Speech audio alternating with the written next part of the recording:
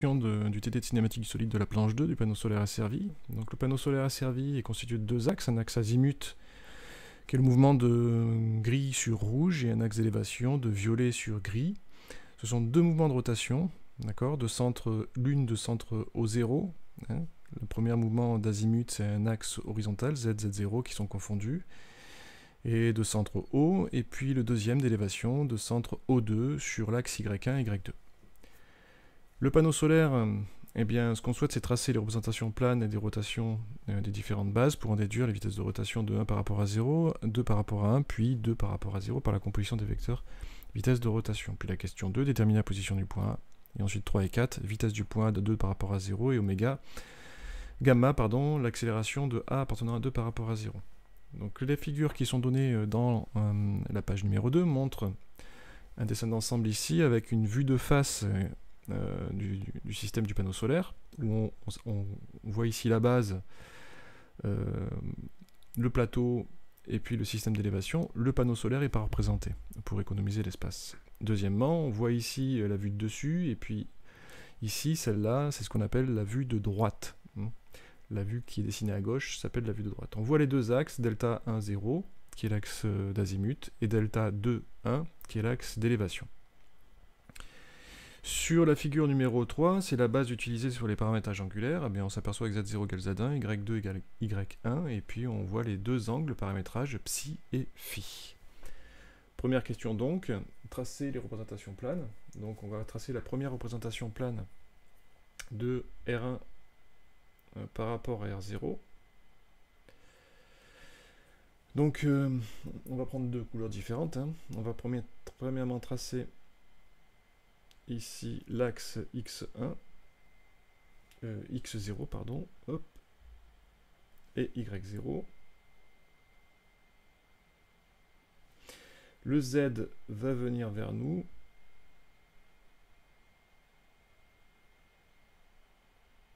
Voilà. Et puis je vais choisir une autre couleur. Donc par exemple rouge.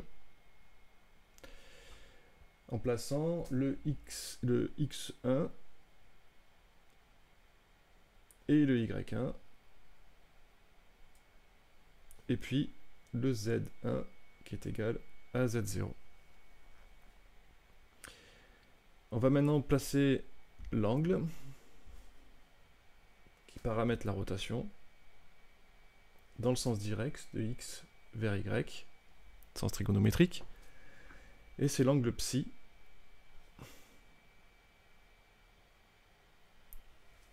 Voilà. On peut écrire donc vers le bas que la vitesse de rotation de 1 par rapport à 0, c'est la dérivée de l'angle paramétrique, donc psi, point, c'est d psi sur dt, porté par z0. Et comme z0 est égal à z1, on peut l'écrire aussi, psi.z1. Nous allons maintenant dessiner, donc je reprends ma couleur rouge, alors noir pour écrire, je dis noir, voilà. Donc R2 par rapport à R1. Alors cette fois-ci, on a dit que les vecteurs qui étaient collinéaires étaient Y1 et Y2. D'accord? Donc on va dessiner ici, alors on peut regarder la figure hein, simplement. Donc ici, ben, j'ai Z1. Ici, j'ai X1. Et puis je vais représenter donc dans la couleur bleue par exemple, cette fois-ci, le Z2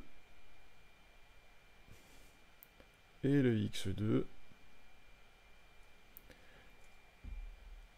en positionnant l'angle phi dans le sens direct, bien sûr. Hein. Le sens direct, on va de X vers Y, de Y vers Z, de Z vers X. Donc on est bien dans le sens positif.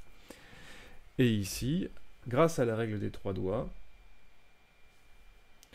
le Y vient vers nous. Donc c'est Y1 égale Y2. À ce moment-là, eh bien, on peut déterminer la vitesse de rotation. Je vais écrire ici. Donc la vitesse de rotation oméga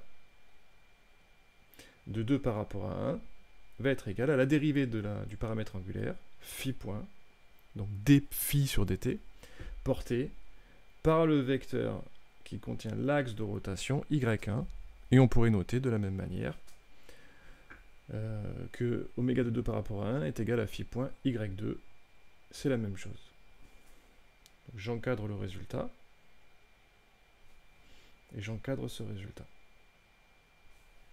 Deuxième question, on demandait de trouver la vitesse de rotation de oméga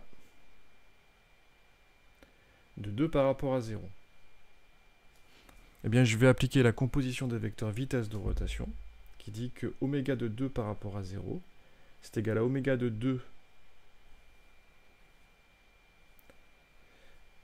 2 par rapport à 1, plus oméga de 1 par rapport à 0. Oméga de 2 par rapport à 1, on vient de le calculer. C'est phi point porté par y1. Et oméga de 1 par rapport à 0, on l'a calculé précédemment, c'est psi point z1. On vient de répondre à la question numéro 1. On reprend sur la question numéro 2, déterminer la position du point A. Pour déterminer la position du point A, on va aller chercher ici ces données-là.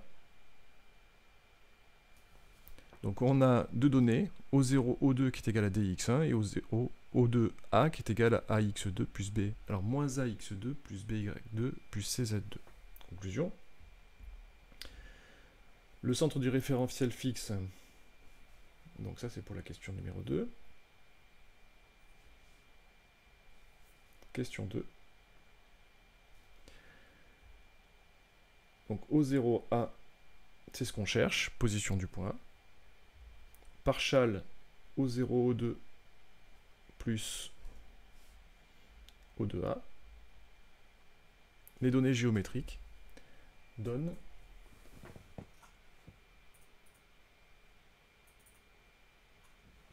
dx1 moins ax2 plus by2 plus cz2. Donc là, on a la position du point O0. Question 3. On nous demande de calculer la vitesse en plusieurs méthodes. Question numéro 3. Première méthode, je projette x1, x2, y2 ou y1, c'est la même chose, et z2 dans le référentiel R0. Beaucoup de calculs, beaucoup de cosinus et de sinus, phi et psi qui vont arriver, et ensuite quelque chose à rallonge. Donc la première méthode, à bannir. La deuxième méthode, c'est dire, voilà, la vitesse du point A qui appartient à 2 par rapport à 0, c'est la dérivée de O0A sur dt. Donc ça veut dire que ici, ça sera là, le coefficient constant, hein, petit d, d de x1 sur dt. Moins petit a, d de x2 sur dt. Plus petit b, d de y2 sur dt. Plus petit c, d de z2 sur dt. On applique le théorème de la base mobile, ou la formule de dérivation, qui dit, en fait, ici, que de dx1 sur dt, ça sera égal à oméga de 1 par rapport à 0 vectoriel x1. De la même manière, je vais avoir que d de x2 sur dt, ça sera égal à oméga de 2 par rapport à 0 vectoriel x2, etc., etc. Si on prend ce calcul, que doit-on faire? Oméga de 1 par rapport à 0, on a dit que c'était psi point z1, vectoriel x1. Z1 vectoriel x1, c'est y1. Donc psi.y1. Si on prend l'autre calcul, oméga de 2 par rapport à 0, c'est plus complexe. C'est phi.y1, qui est égal à y2 d'ailleurs, plus psi.z1. Et ça, vectoriel x2. Alors comme y1 égale y2, et y2 vectoriel x, mais ça fait moins z. Néanmoins, z1 vectoriel x2, eh bien on est coincé. Donc aussi, beaucoup de calculs. Une des solutions, c'est de, par exemple, exprimer x2 dans le repère R1, qui sera en fait en fonction de x1 et z1, et on pourra faire le calcul vectoriel. Donc là aussi, beaucoup de calculs. Donc 3 petits points de suspension. On va essayer notre méthode, dernière méthode. On va appliquer la formule des moments, ce qu'on appelle, chez nous, hein, dans ma classe, la formule de Varignon. Avec quel point? Eh bien, le centre de la rotation. Donc deux possibilités. Je dis que VA qui appartient à 2 par rapport à 0, c'est égal à VO0 qui appartient à 2 par rapport à 0, plus oméga de 2 par rapport à 0. Je suis un peu vite. Plus oméga de 2 par rapport à 0, vectoriel au 0A. Là, on est un peu coincé. Parce qu'on se dit, je ne connais pas la vitesse de O0 qui appartient à 2 par rapport à 0. Donc ce qu'il faudrait faire, c'est faire la composition des vecteurs vitesse. Donc soit on le fait avant, soit on le fait après. Une des réponses, ça serait de le faire avant. Donc là, on va prendre la vitesse de A qui appartient à 2 par rapport à 0, on applique la composition des vecteurs vitesse, A appartient à 1 par rapport à 0, plus la vitesse... Hop, ça va trop vite. A qui appartient à 2 par rapport à 1, plus la vitesse de A qui appartient à 1 par rapport à 0. Là, c'est plus clair. Pourquoi c'est plus clair? Généralement, quand j'applique Varignon, je l'applique au centre d'une liaison rotation. Le mouvement de 2 par rapport à 1 a un point de rotation, CO2. Donc on appliquera Varignon sur cette vitesse-là au point O2. Pareil, lorsque 1 bouge, il a un centre de rotation, CO0. On appliquera la formule de Varignon par rapport à O0. Donc on reprend le travail. Il faut que j'exprime la relation de Varignon à travers ce point-là, 2 par rapport à 1, au centre O2, plus faire la vitesse de rotation de 2 par rapport à 1 vectoriel O2A. À ce moment-là, le calcul devient plus simple. Pourquoi? Parce qu'au centre de la liaison, le mouvement est nul. Il ne me reste plus qu'un calcul de produit vectoriel. Oméga de 2 par rapport à 1, eh bien c'est phi.y2 vectoriel O2A.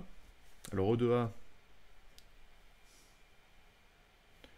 alors j'ai fait un petit trait là, hop, pour rien.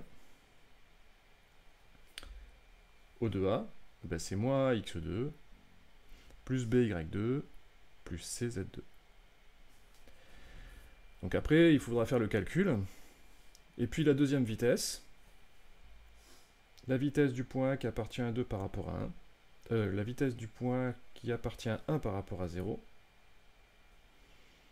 Donc ça, c'est la vitesse d'entraînement. Hein. Ben, ça sera la vitesse du point O0 qui appartient à 1 par rapport à 0, qui sera nulle.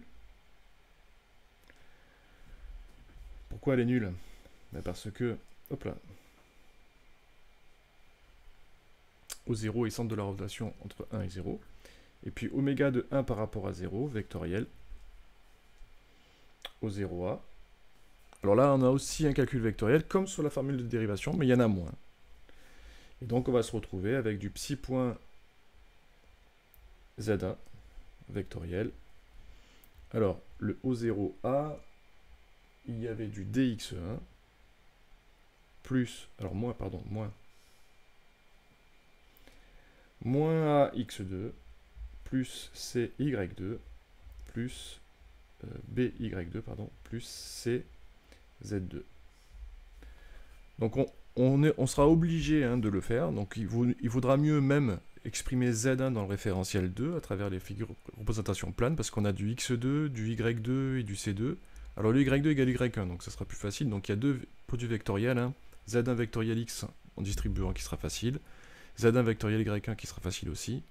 Et puis il y a le X2 et le Z2, donc à mon avis il vaut mieux exprimer Z2 dans R2 et faire ce calcul vectoriel plus simplement. On réunit les deux résultats quand on a terminé, ce résultat-là plus ce résultat-là, et donc on aura à la fin la vitesse du point A par rapport à 0. Pour le calcul de l'accélération, il faudra dériver. À ce moment-là, on utilisera les propriétés de la base mobile qu'on a vues au-dessus pour pouvoir faire ce calcul de dérivation.